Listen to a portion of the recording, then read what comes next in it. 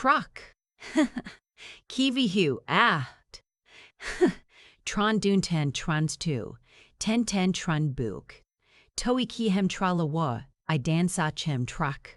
Tem demoani trankier. Hahan Tan, Margaret, Daniel, Vivian, Carson, Lorraine, Claire, Nathan, Eddie, Gloria, Trevor, Patricia, Francis, Sylvie, Renata, Hector, Daphne, Judith, Wesley, Amber, Carol, Rose, Elliot, Evelyn, Raymond, Barbara, Theo, Ivy, Donovan, Nora, Dring, Celeste, Grant, Miriam, Owen, Jonah, Serena, Suzanne, Thomas, Helen, Ginny, Marisol, Brenna, Robert, Pam, Tessa, Hazel, Bethany, Caleb, Maureen, Hadley, Rowan, Ruth, Bernard, Sterling, Theodora, Juniper, Bo, Marigold, Arthur, Maeve, Adelaide, Ashlyn, Harold, Brennan, Mac, Doreen, Cordelia, Constance, Wyeth, Bremar, Loretta, Della, Marcus, Cassidy, Winifred, Joaquin, Walter, Imogen, Whitney, Roberta, Ginger, Cheryl, Renee, Ronald, Carolyn, Emmeline,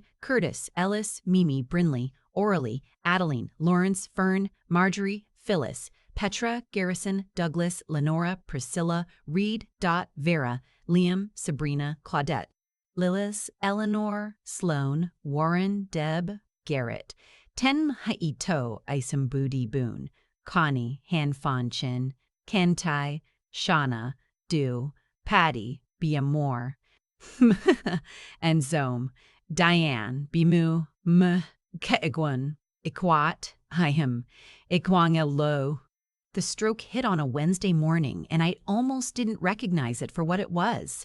I was standing at the bathroom sink, rinsing my coffee cup the way I always did before I drove to the senior center on Wednesdays. My hand just stopped working. Not pain, nothing dramatic. My right hand simply let go of the cup and it dropped into the sink and cracked clean in half. I stared at it. Then I tried to pick up the pieces and my fingers wouldn't close.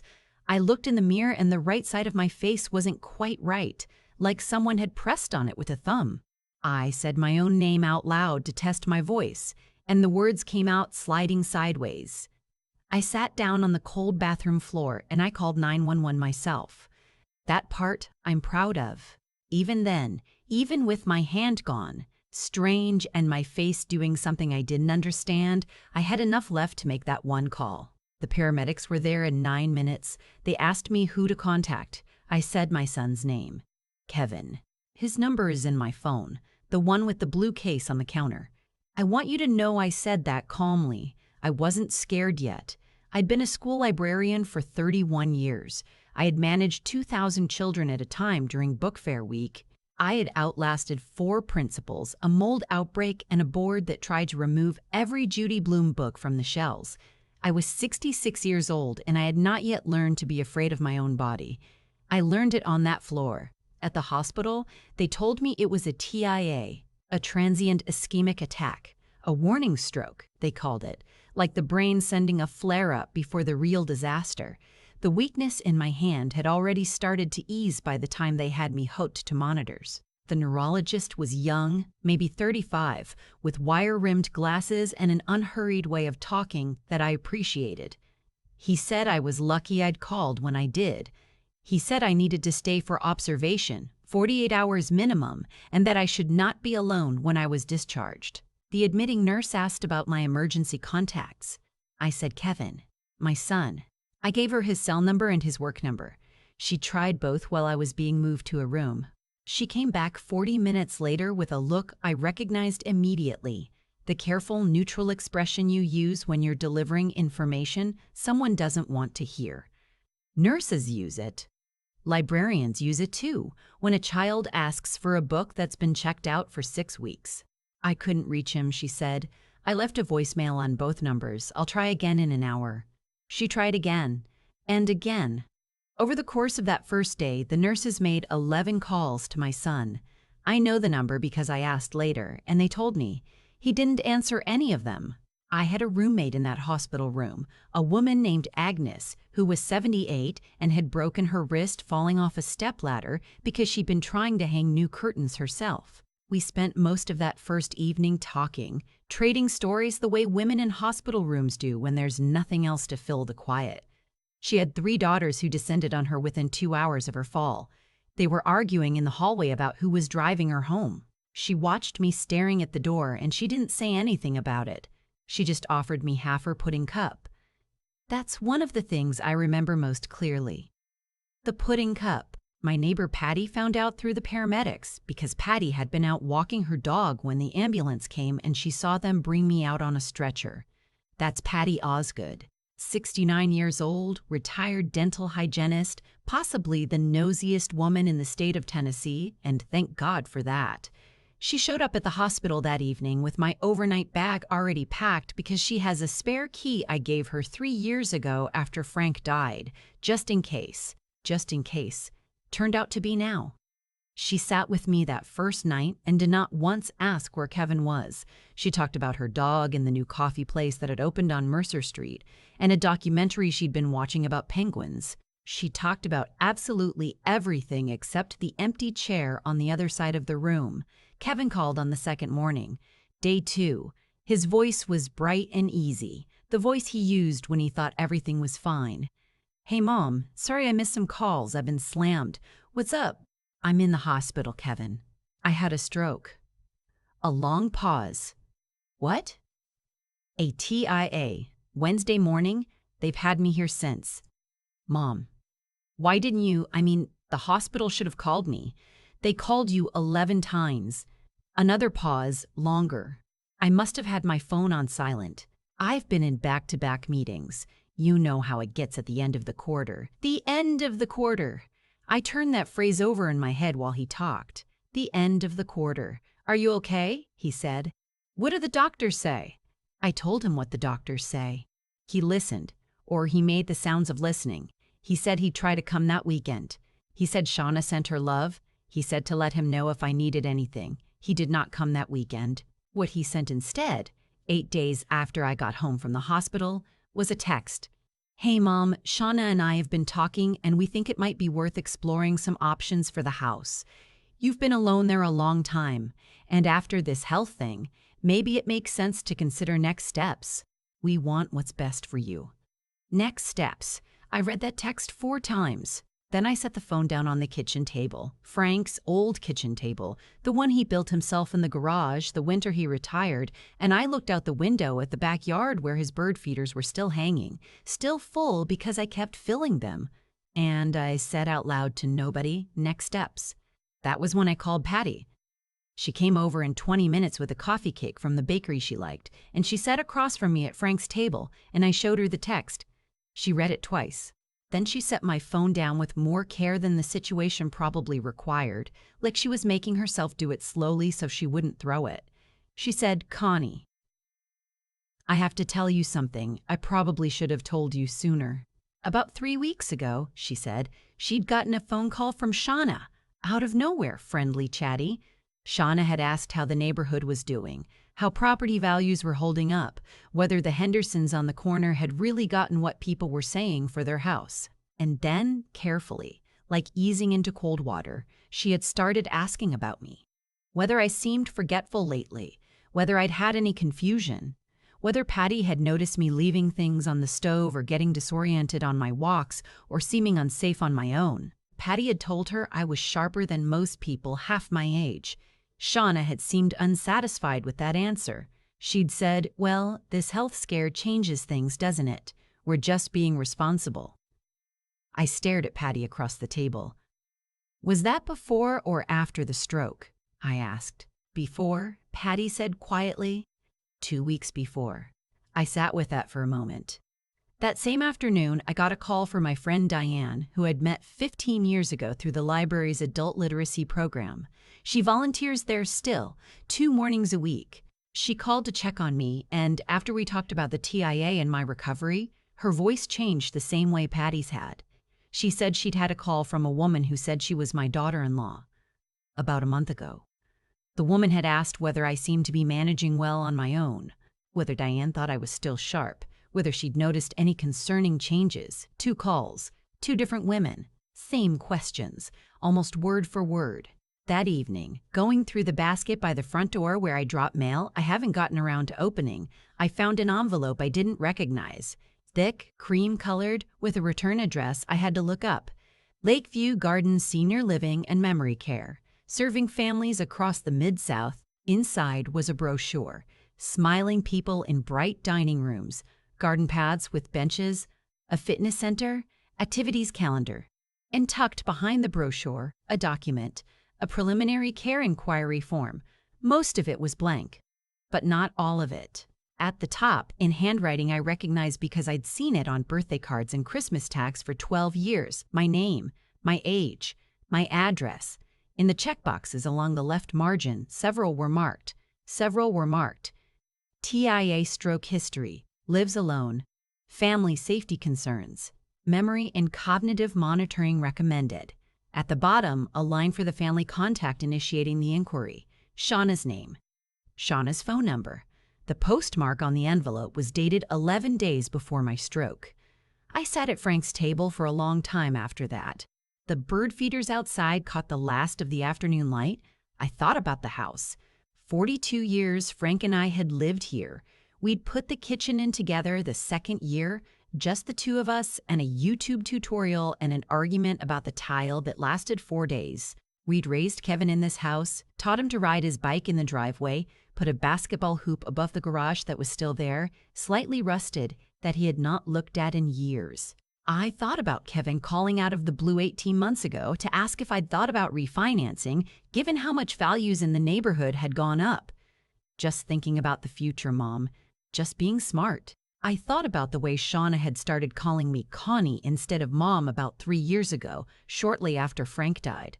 I hadn't said anything. I told myself it didn't mean anything. It meant something. I picked up the phone and called Luisa.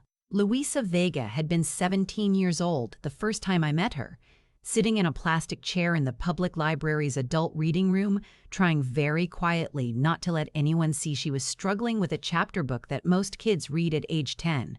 Her English was new. Her family had come from Guadalajara 2 years before, and she'd missed critical years of school during the move. She was embarrassed in a way that made her hold very still, like if she stayed quiet enough, no one would notice. I noticed. I was the librarian. Noticing was my job, but with Luisa, it became something more than that. We worked together twice a week for almost 2 years. Basic reading, then fluency, then comprehension. Then she was reading on her own, and then she wasn't stopping. She graduated high school. She got a scholarship.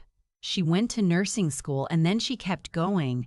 And the last time I'd seen her, she had a badge that said Luisa Vega, MSN, Patient Care Coordinator at St. Anthony's, the same hospital where I'd just spent 2 days. She'd come to find me the morning of my second day while I was eating breakfast. She'd recognized my name on the board when she came in for her shift. She'd stood in the doorway of my room and said, "Mrs. Callahan?" And I'd looked up, and I hadn't seen her in 4 years, but I knew those eyes immediately. She'd sat with me for 40 minutes on her break. She'd held my hand. She'd given me her personal cell number and said, "Call me for anything," and I mean anything, Mrs. Callahan. I was calling her now. I told her everything. The texts, the calls to Patty and Diane, the form from Lakeview Gardens with the pre-checked boxes, and my daughter-in-law's handwriting. She listened without interrupting. When I finished, she was quiet for a moment. Then she said, "Mrs. Callahan, I want you to do something tomorrow morning. I want you to come in for a full cognitive screening. I'm going to get you in with Dr. Flores. She's the best neuropsychologist on staff, and I trust her completely.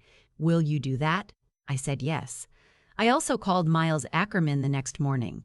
Frank and I had used Miles for our wills and the house refinance years ago.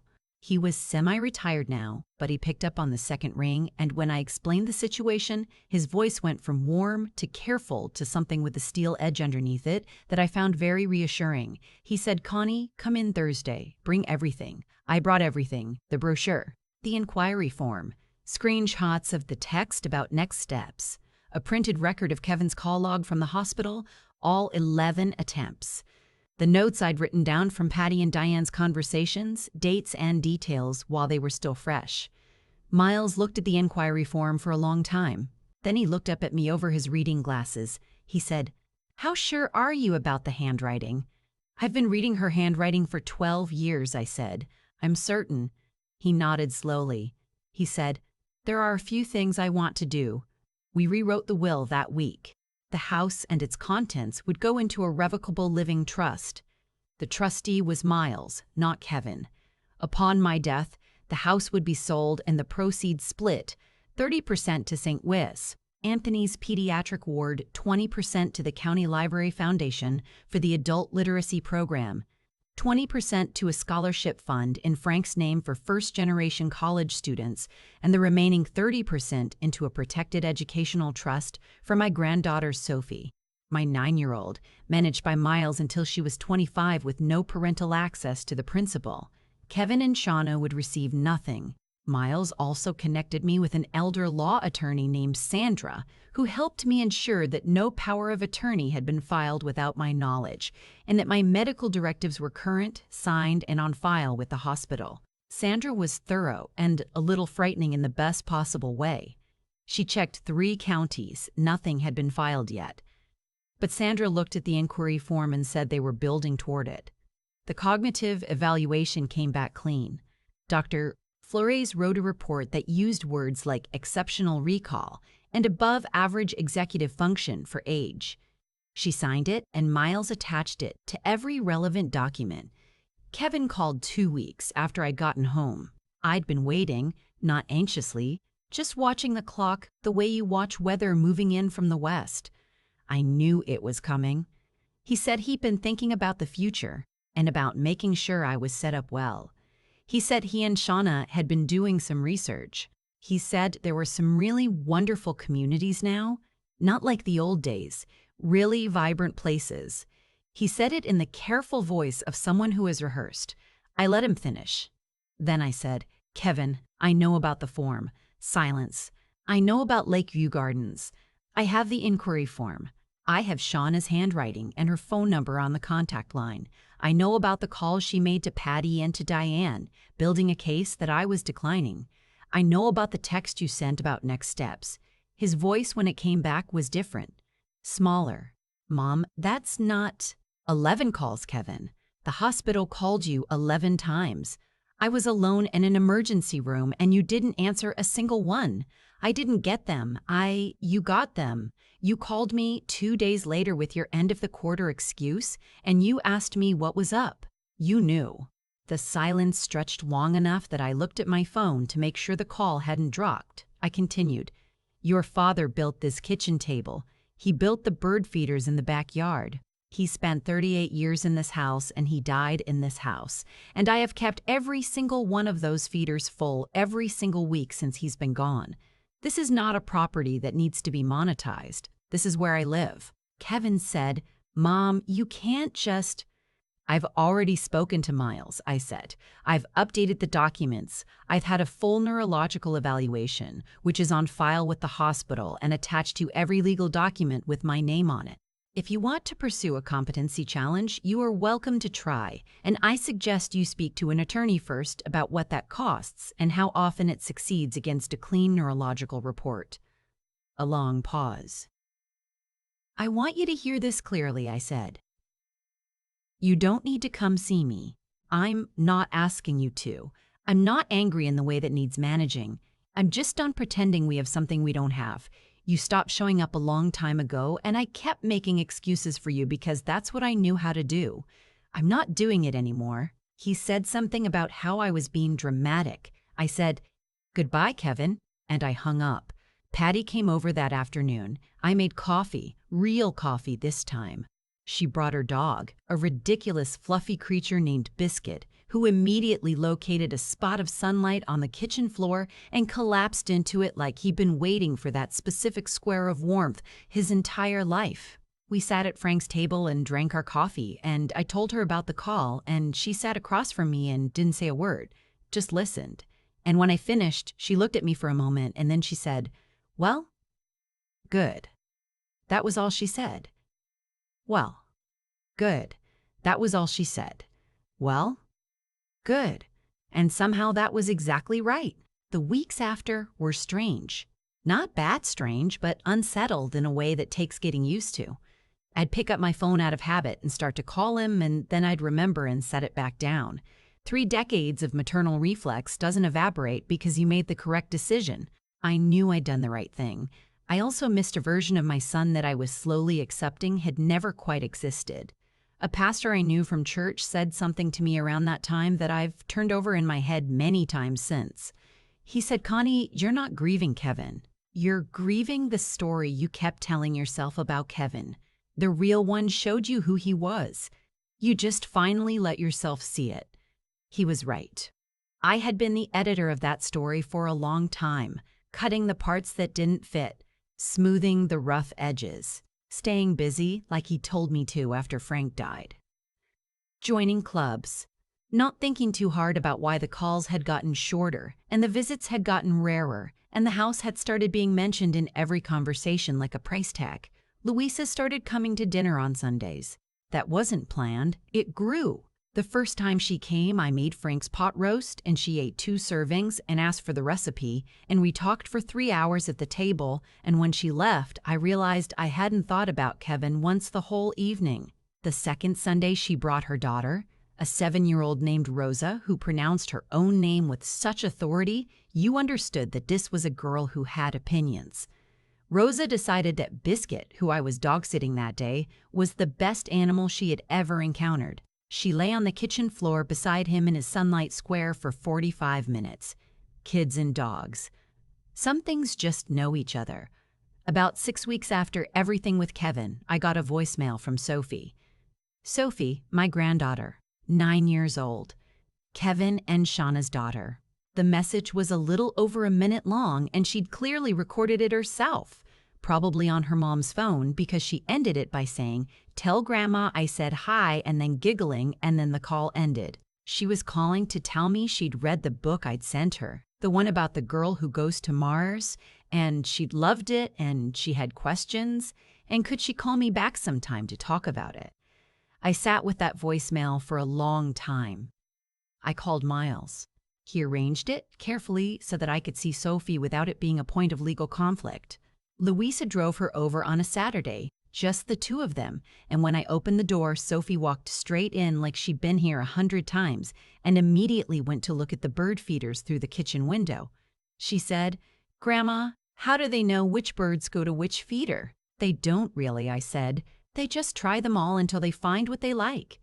She thought about this very seriously for a moment. Then she said, "That makes sense. We baked cookies from a recipe that Frank's mother had written on an index card 40 years ago, the card so soft now from use that the writing had faded to ghost. Sophie measured the flour with a concentration that reminded me of someone, and it took me a moment to realize it reminded me of Kevin when he was small, before whatever happened to him happened. That's the grief that doesn't have a clean name. The moments when you see who your child could have been, preserved in someone else. She stayed 4 hours. When Louisa came to get her, Sophie hugged me at the door for a long time, both arms tight, and said, "I'll come back and read more books." "You can come back anytime you want," I said. "That was 3 months ago. She's been back 6 times. Louisa manages the logistics quietly, and neither of us asks too many questions about what Kevin and Shauna know or don't know. Sophie is 9. She gets to have her grandmother. That's all I know about that. I sold the house in the spring. It was time. Frank was in every room of it, and I'd been using that as a reason to stay long past when staying still made sense. I found a condo 3 miles away, close to the library, close to Patty, close enough to Louisa's apartment that she can walk to Sunday dinners. 2nd floor with a balcony that catches the afternoon sun. I brought Frank's table and 2 of the bird feeders. Moving day Patty and Louisa and Diane all showed up without being asked, which is the definition of the people you keep. We moved the table in first because I insisted, and they humored me, and it looked right immediately in the new kitchen, like it had always been there. Agnes, my hospital roommate with the broken wrist, sent a card when she heard I'd moved. I'd gotten her address somehow, I don't remember how now, and we'd been writing back and forth, real letters, the paper kind, which is a pleasure I'd forgotten. Her wrist healed. Her daughters are still arguing about who's the most helpful. She says she lets them. I still wake up some mornings and reach for the phone before I remember. I think that might always happen. 30 years of being someone's mother doesn't have an off switch, even when the relationship changes beyond recognition. I've stopped expecting the reflex to go away. I just let it pass through, like weather. What I didn't expect was how much lighter everything would feel. Not lighter like the grief is gone. Lighter like I put down something very heavy. I'd been carrying so long I'd stopped noticing the weight. I started a book club at the condo complex. 6 of us, meeting every other Thursday. One woman named June is 81 and has read more than anyone I've ever met. One is 44 and just moved in after a divorce and doesn't know anyone. And sometimes she comes to book club and I can see her realizing she's safe here. That's a good thing to be part of. I also started writing, not for anyone, just for myself. Letters to Frank mostly, the ones I never got to finish saying. Long ones, about what the backyard looks like without the old maple, about the way Sophie holds a wooden spoon exactly like he did, about the trip I'm planning to Savannah because we always said we would and now I'm going to. The ticket is sitting on my nightstand. March 15th, one way, because I might stay a few days longer if I feel like it. Frank would have loved that idea. He was always the one who said, "Why do we need a return date?" Who made us schedule a return date. I'm 66 years old. I have a condo with good afternoon light and a table that was built by hands I loved, and a granddaughter who comes on Saturdays and a friend who has dinner with me every Sunday, and a neighbor who brings her dog and lets him fall asleep on my floor. I also have a neurological report that says I'm perfectly fine, which I already knew, and a will that says what I mean, which is all a will is supposed to do. Kevin hasn't called since I hung up. I'm not waiting for him to. If he finds his way back to being someone I recognize, I'll know what to do then. And if he doesn't, I've already made my peace with that, most days, almost. The version of him I raised, the little boy who measured flowers so carefully and rode his bike in the driveway and came to me with every worry. I hold on to that one. I tuck it somewhere safe. He's not the same as the man who didn't answer 11 calls. He never had to become that man. He just did. That's the part that hurts. But here's what I know now, that I didn't know before the Wednesday morning when my hand let go of a coffee cup and my face went wrong in the mirror and I sat down on the cold floor and called for help. The people who come when you call are the ones who matter. Not the ones you expected. Not the ones whose names are on the documents. The ones who actually come. Patty came because she was walking her dog and she happened to look up. Louisa came because she recognized my name on a hospital board. Agnes offered me half her pudding cup because she saw me staring at an empty door. That's it. That's the whole thing. You spent decades maintaining relationships that were supposed to matter, tending them the way Frank tended those bird feeders in all kinds of weather, and then one morning, everything becomes very clear and simple, and you see exactly who came and who didn't. The rest is just deciding what to do with that information. I decided. If this story found you at the right time, I think you already know what I mean. And if you're holding something heavy that's been in your hands so long you've forgotten it isn't part of you, I hope you're able to put it down soon. There is so much light on the other side of that weight. I promise you there is. I've thought a lot about the sequence of things. Not just what happened, but the order it happened in, because the order tells you something true about how life actually works when you stop looking away from it. Shauna made those phone calls to Patty and Diane before I ever fell. She mailed that form before my body gave me any warning at all, which means the plan wasn't a reaction to my stroke. The stroke was just convenient. The plan came first, built quietly over months, while I was filling Frank's bird feeders and driving to the senior center and doing every ordinary thing a healthy woman does. They didn't wait for me to actually decline. They decided I would, and then they started building the evidence to match the conclusion they'd already reached. That's what I keep coming back to. Not the anger of it, though the anger was real, and I'm not going to pretend it wasn't. It's the patience of it, the careful, deliberate patience of people who had decided that my house and my savings were more important than I was, and were willing to work toward that quietly for as long as it took. And here's the thing about that kind of patience, it requires the other person not to pay attention. It requires you to keep making excuses, keep softening what you see, Keep choosing the more comfortable interpretation. I had been doing that for years. Every time Kevin called about property values instead of asking how I was sleeping, every time Shauna said my name instead of Mom and I told myself it didn't matter, every time the visits got shorter and I said they were busy, they were tired. They had their own life. I was cooperating with my own erasure. Not because I was weak, because I loved my son, and loving someone makes you want to believe the version of them that you need to believe. That's not stupidity. That's just what love does when it's not careful. What changed things wasn't the stroke. It was the mailbox. That form with the pre-checked boxes and Shauna's handwriting. Because you can explain away a lot of things, but you cannot explain away your own name on a nursing home inquiry form mailed before you had any reason to need one, with boxes checked that were simply not true. That was the moment I stopped editing the story.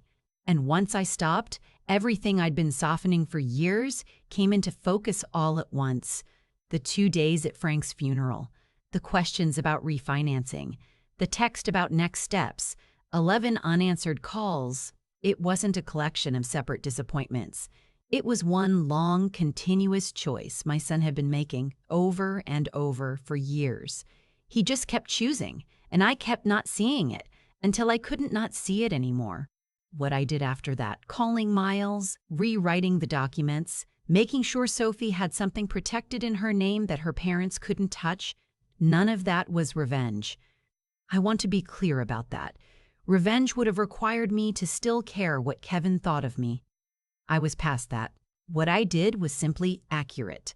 I arranged my life to reflect what was actually true, rather than what I wished were true. Louisa showed up. Patty showed up. Diane came. Agnes offered me pudding from a hospital bed. Those are the people whose names belong in documents that matter. There's a version of this story where I feel sorry for myself. I don't, particularly. What I feel most days is something closer to clarity, the kind you only get after you've stopped carrying something heavy. You don't even realize how much weight it was until you put it down, and then you stand up straight for the first time in years, and you think, oh. So that's what this feels like. I'm 66 years old.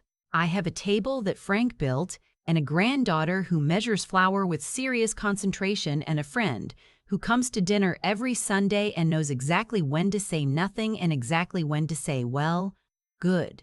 That is not a small life. That is, in fact, the whole thing.